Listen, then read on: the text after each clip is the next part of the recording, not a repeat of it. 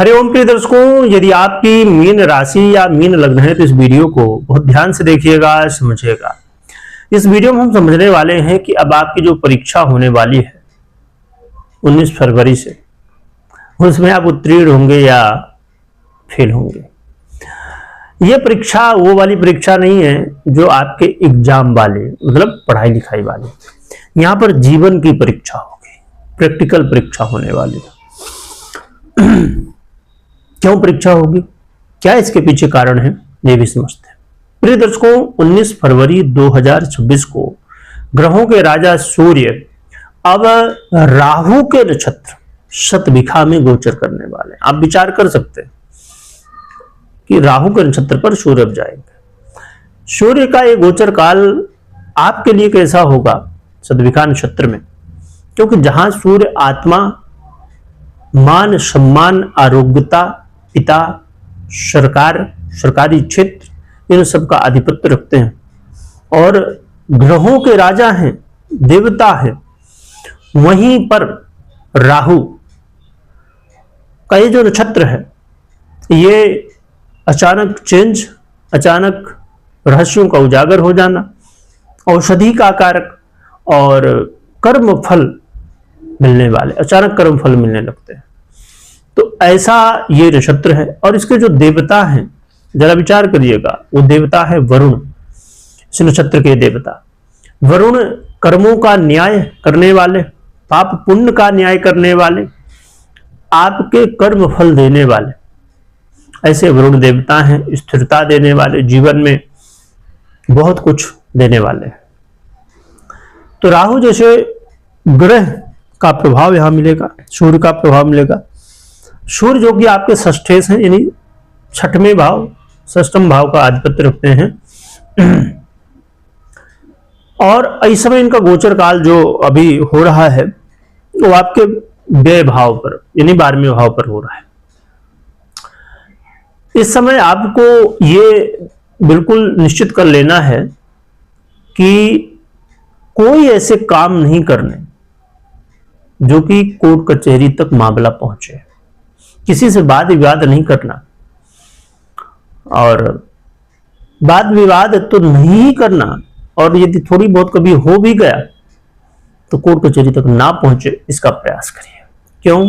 क्योंकि यहां कोर्ट कचहरी में उलझ जाएंगे, और यदि कोर्ट कचहरी के मामले पहले से हैं तो इनमें मुश्किलें बढ़ सकती हैं आपके।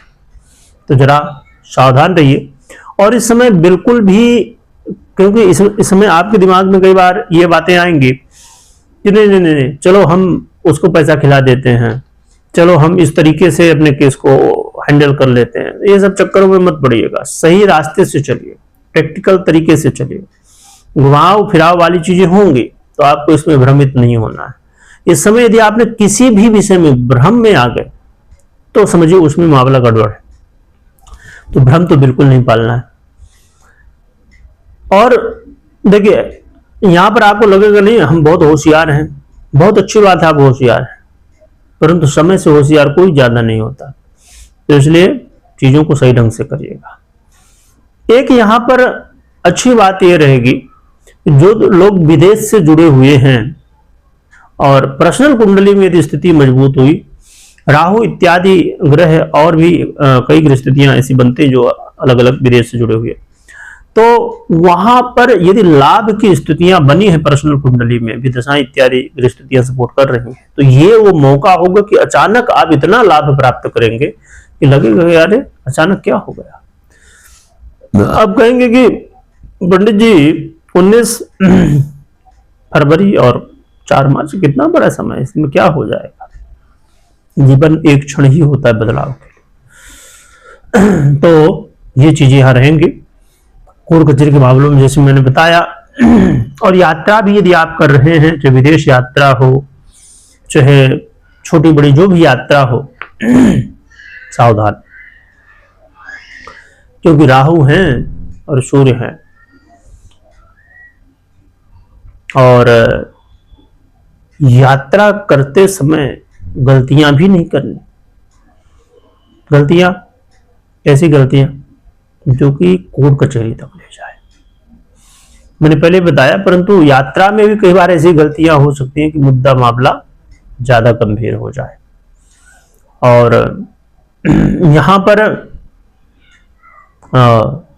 कई बार स्थितियां गंभीर भी बन सकती हैं, तो ध्यान रखिएगा। चलिए अब हम जानते हैं क्या उपाय करें।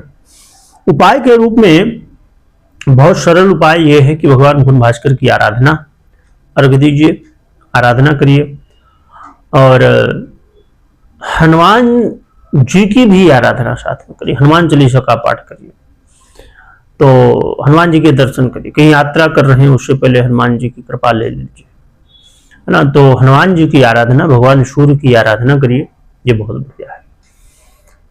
बाकी कोई भी निर्णय आपको लेना हो तो अपनी पर्सनल कुंडली विश्लेषण के बाद ही निर्णय लीजिए। वीडियो देखने के लिए बहुत बहुत धन्यवाद।